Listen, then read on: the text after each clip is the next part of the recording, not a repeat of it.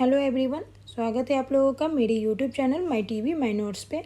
आज हम लोग बिहार एसएससी के लिए 15 मोस्ट इंपॉर्टेंट जीके पढ़ने वाले हैं। ठीक है, तो चलते हैं बढ़ते हैं पहले प्रश्न पे। आज का हमारा पहला प्रश्न है,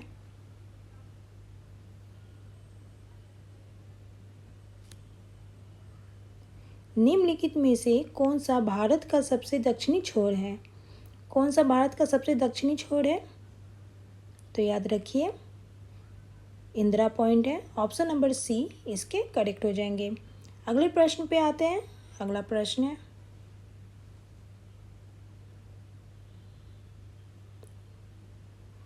जनगणना 2011 के अनुसार बिहार राज्य की कुल साक्षरता दर कितनी है?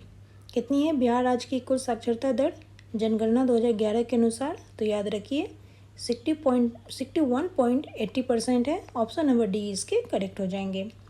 अगले प्रश्न पे आते हैं। अगला प्रश्न है, बिहार में कितना वर्ग किलोमीटर वन क्षेत्र है? कितना वर्ग किलोमीटर वन क्षेत्र है बिहार में? तो याद रखिए 2612 वर्ग किलोमीटर वन क्षेत्र है बिहार में। ऑप्शन नंबर डी इसके करेक्ट हो जाएंगे। पितृ पक्ष मेला बिहार के निम्नलिखित में से किस शहर से संबंधित है? किस शहर से संबंधित है पितृ पक्ष मेला? ऑप्शन है नालंदा, गया, पटना या राजगीर। तो याद रखिए गया से संबंधित है। ऑप्शन नंबर बी इसके करेक्ट हो जाएंगे। अगले प्रश्न पे आते हैं। अगला प्रश्न है, भारतीय राष्ट्रीय कांग्रेस के कराची अधिवेशन के अध्यक्ष कौन थे?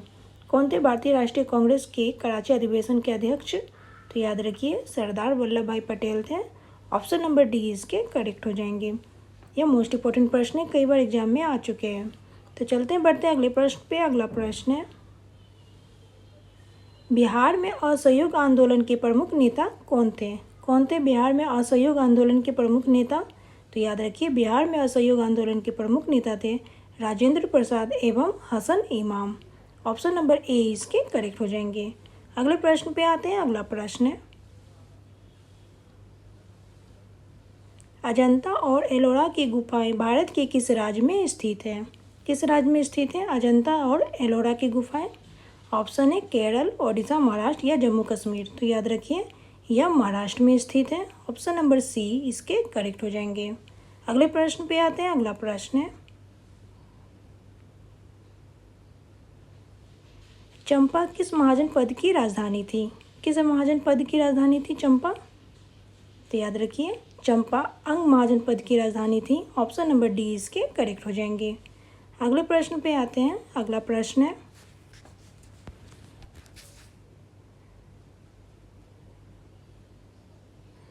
द्वितीय बौद्ध समिति का आयोजन कहाँ हुआ था?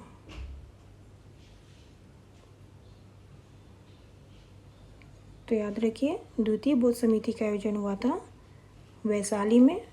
ऑप्शन नंबर बी इसके करेक्ट हो जाएंगे। अगले प्रश्न पे आते हैं। अगला प्रश्न है,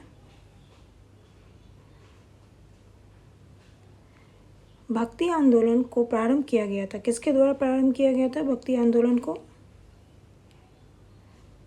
तो याद रखिए अलवार संतों द्वारा प्रारंभ किया गया था भक्ति आंदोलन को। ऑप्शन नंबर ए इसके करेक्ट हो जाएंगे। अगले प्रश्न पे आते हैं। अगला प्रश्न है, कौन सा एक सबसे सूखा स्थान है? इनमें से कौन सा एक सबसे सूखा स्थान है? तो याद रखिए लद्दाख है सबसे सूखा स्थान। ऑप्शन नंबर डी इसके करेक्ट हो जाएंगे। अगले प्रश्न पे आते हैं। अगला प्रश्न है,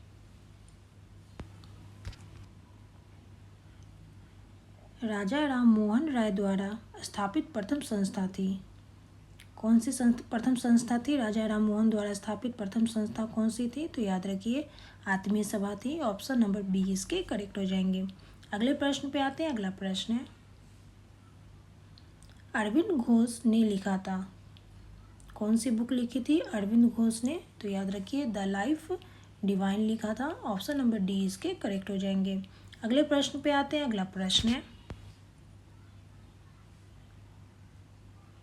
सुंदरबन डेल्टा का निर्माण करने वाली नदियां हैं? कौन सी नदियां हैं सुंदरबन डेल्टा का निर्माण करने वाली नदियां कौन सी है? तो याद रखिए गंगा और ब्रह्मपुत्र है। ऑप्शन नंबर ए इसके करेक्ट हो जाएंगे।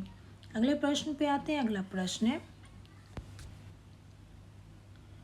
मीठे पानी की कल्पसर परियोजना अवस्थित है? कहाँ अवस्थित है मीठे पानी की कल्पसर परियोजना? तो याद रखिए यह अवस्थित है गुजरात में। ऑप्शन नंबर ए इसके करेक्ट हो जाएंगे। अभी के लिए इतना ही, फिर मिलते हैं नेक्स्ट वीडियो में नई जीके जीएस के साथ, जो आपके एग्जाम के लिए मोस्ट इंपॉर्टेंट है।